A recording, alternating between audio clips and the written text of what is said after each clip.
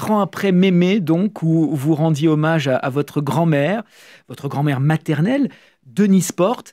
Cette Mémé silencieuse de mots mais bavarde en preuve d'amour qui avait touché les lecteurs. Voici donc Jacques à la guerre, où vous racontez votre papa et ses années de guerre. La guerre de mon père aura duré de 1939 à 1956, avez-vous dit. 1939 Oui. à 1956. Parce que ça commence avec l'occupation. Voilà, ça commence juste quelques mois avant la déclaration de guerre de la France. Et ça continue dans les années d'occupation. Et après, il y a son parcours de soldat, de jeune soldat appelé à faire le service militaire. La première classe de conscrits après l'occupation, justement. Et son engagement dans l'armée et le départ en Indochine.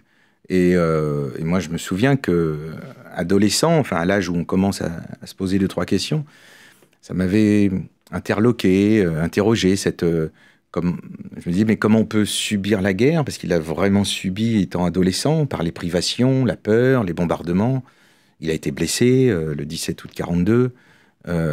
Donc il a vu sa ville en flammes. Enfin, il a vu les quais, rive gauche, là, avec l'armée von Kluck et tout ça. Enfin, il a assisté à tout ça. Et comme tous ces Rouennais de l'époque. Et donc, comment on peut souffrir dans sa chair et dans son esprit de la guerre et finalement, dès ses premiers pas de jeune adulte, en faire une autre, cette fois de façon volontaire. Ça m'avait toujours interrogé. Et c'est ça qui a motivé le roman et c'est ça que j'ai essayé de comprendre. Ouais. Alors, il y a l'occupation, vous l'avez dit, il y a Rouen sous les bombes, et puis il y aura l'Indochine. Alors, vous parlez de tout cela, de la figure du père, c'est un sujet qui nous touche tous, évidemment. Jacques, il grandit, avant de parler de cette période de l'occupation et de la guerre à Rouen, on va dire que votre papa, Jacques, grandit dans une famille qui est très aimante. Il a une enfance qui est très heureuse à Rouen. Rouen qui va bientôt plonger dans la guerre. Il y a ce papa qui le fascine. C'est un peu mon père, ce héros, finalement. Le papa, il est représentant de commerce, il va vendre des costumes dans la voiture et le fiston est souvent avec son père. Et son père, c'est son héros. Très heureuse, oui. Enfin, il a eu des vrais moments de bonheur, mais avec une place difficile dans la fratrie et un père absent. Donc le père était une figure emblématique parce qu'il n'était pas là.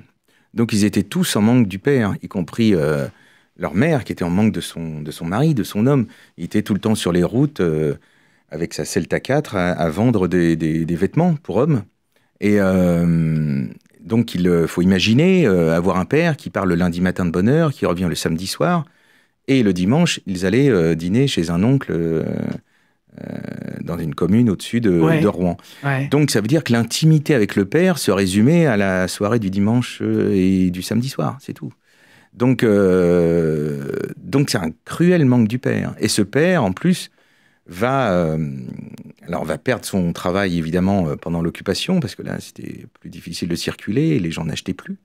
Et donc un père déprimé à la maison et qui mourra en 47, donc peu de temps après la libération. Oui, peu de temps après la libération. Alors qu'il avait 17-18 ans. Donc un cruel manque de père. Donc une enfance heureuse, oui, mais c'est quand même un gros bémol, quoi. Donc Et puis survient la guerre. Donc, Rouen, on le sait, très touché par les bombardements, les avions qui volent au-dessus de nos têtes, le flot de réfugiés sur le boulevard des Belges, le boulevard de l'Isère. Vous décrivez tout cela avec précision. Ma peur à moi avait un toit, une famille, un lit le soir, des volets qui tiennent et une porte qui ferme à clé. Leur peur à eux n'avait que des semelles et des roues, l'espérance d'une porte qui s'ouvre et d'une main qui aide. Et là, évidemment, on ne peut que penser à l'actualité, finalement.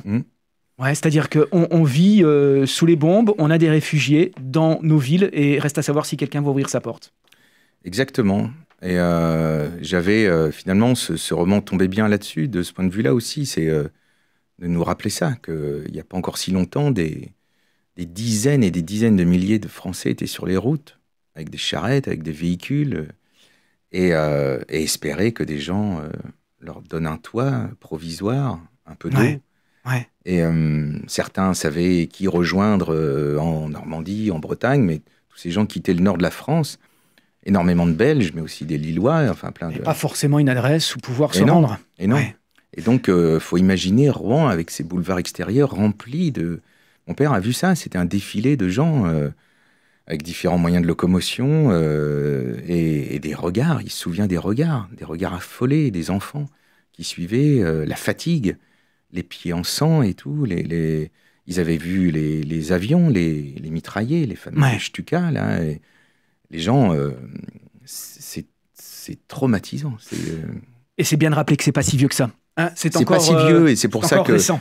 Rappelons-le, parce que les gens qui nous arrivent en ce moment fuient des conflits, fuient bien sûr. La maltraitance.